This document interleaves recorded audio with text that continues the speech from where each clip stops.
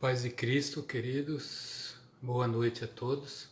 Hoje eu quero convidar vocês a participarem da meditação que será feita no texto da carta aos Filipenses, capítulo 4, do versículo 11 ao 13.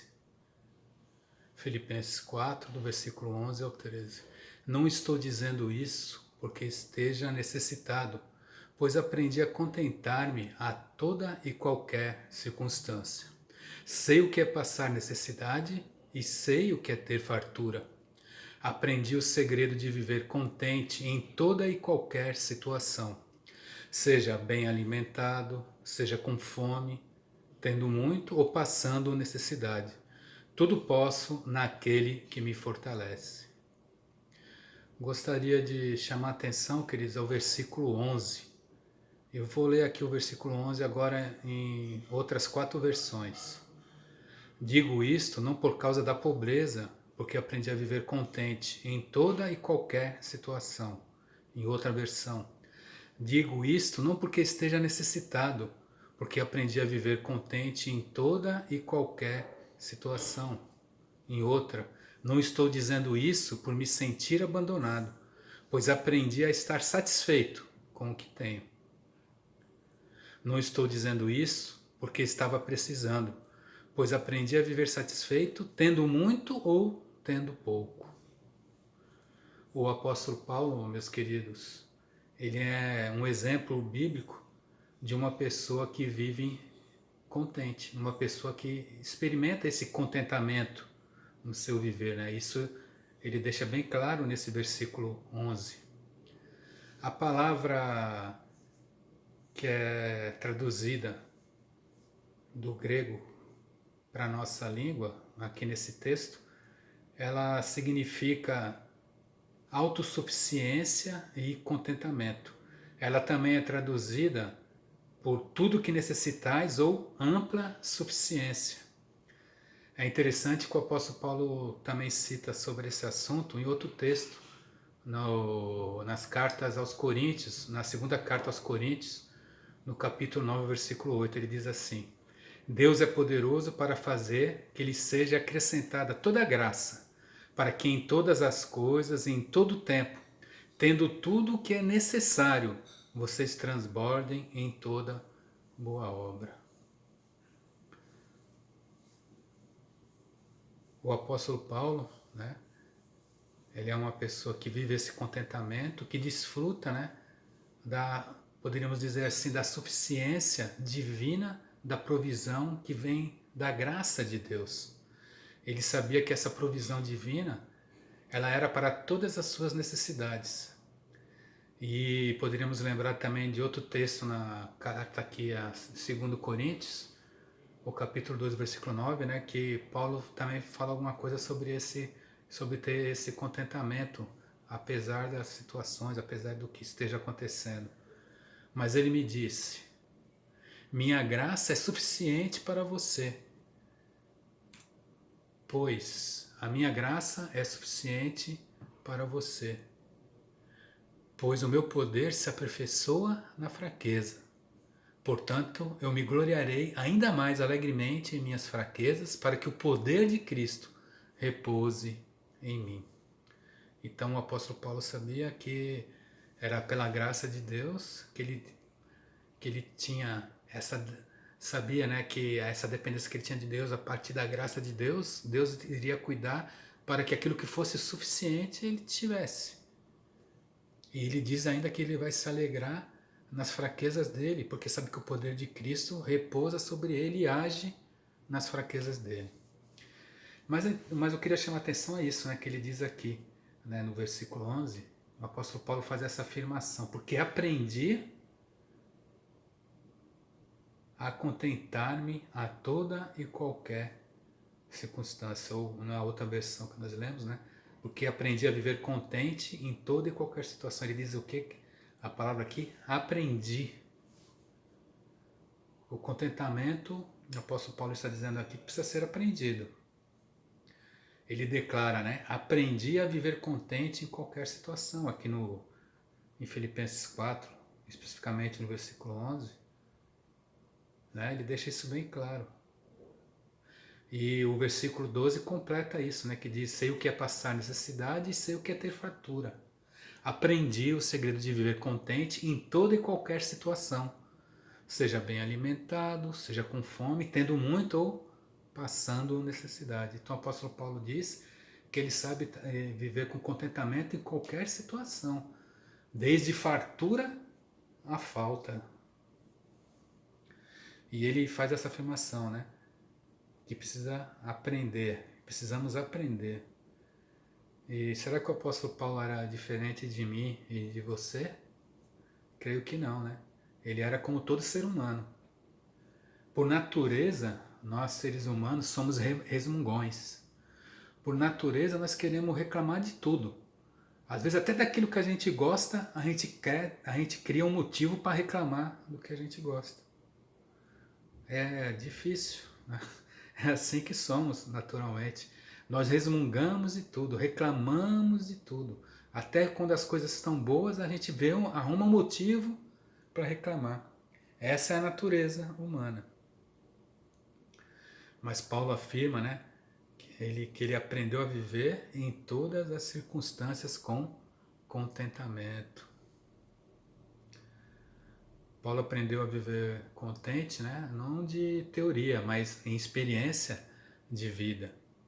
Nós poderíamos lembrar de várias situações que ele passou, né, que ele foi açoitado, foi preso, quase foi morto, apedrejado, e ele diz que a alegria dele vem do Senhor. Ou seja, ele está afirmando que ele aprendeu a viver esse contentamento e que esse contentamento dele não estava ligado ao que estava acontecendo no exterior dele, não. E podemos entender por isso, né, que esse contentamento, essa alegria, é algo que vem de dentro de nós, não tem a ver com o externo. Esse contentamento, essa alegria do nosso viver, ela vem de dentro, é do nosso interior. E é interessante que nós poderíamos lembrar de vários textos sobre isso, mas eu vou citar aqui o texto de 2 salmos, né, em que o salmista escreve sobre essa questão que é esse contentamento, né? Salmo 112, versículo 7, diz assim: não temerás má notícias, seu coração está firme, confiante no Senhor. Outro salmo também, o salmista diz assim, no Salmo 62, verso 5: descanse somente em Deus, ó minha alma, dele vem a minha esperança. Queridos, esse contentamento que temos que aprender, esse contentamento que vem de dentro, esse contentamento também ele vem de Deus. Somente Deus pode produzir o contentamento em nosso coração. O contentamento é a alegria, é a felicidade que existe em Deus, as quais são experimentadas por todo aquele que tem um relacionamento com Deus, que se relaciona com Deus. Esse relacionamento espiritual com Ele, né, nos ajuda a ter esse contentamento. Vem de Deus esse contentamento. E vamos citar aqui também texto de Salmos, em que o salmista diz assim, Salmo 4, versículo 7.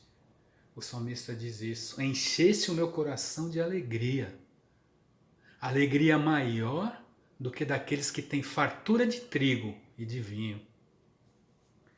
Outro salmo também, Salmo 16, 11, diz assim: tu me farás conhecer a vereda da vida, a alegria plena da tua presença, eterno prazer à tua destra. Queridos, esse contentamento também vem da nossa comunhão com Deus, do nosso confiar em Deus, da nossa certeza que Deus está olhando para nós, que Deus cuida de nós e que Deus quer sempre o bem para nós. Né? E aí fica a certeza também que esse contentamento, ele independe de circunstâncias externas. Esse contentamento independe de estarmos passando por pandemia ou não. Esse contentamento independe de toda e qualquer situação externa. O contentamento é um estado em que as emoções provocadas pelas circunstâncias externas, pelas circunstâncias ao nosso redor, não têm nenhum poder em afetar a tranquilidade íntima que de uma pessoa. Ou seja, pode acontecer alguma coisa que eu vou ficar chateado, que eu possa até chorar por causa daquilo naquele momento, que eu vou sentir tristeza, mas aquilo não vai afetar o meu interior. Não vai alterar a tranquilidade interna, íntima que eu tenho lá dentro de mim. Em outras palavras, queridos, o contentamento não depende daquilo que acontece exteriormente conosco. Eu tive uma experiência no ano de 2002 que eu tinha que fazer uma cirurgia e a assistente social da empresa veio fazer uma entrevista comigo, com a minha esposa na minha casa antes de eu me submeter a essa cirurgia. E ela, ao conversar com a gente, ela disse uma coisa para mim, né?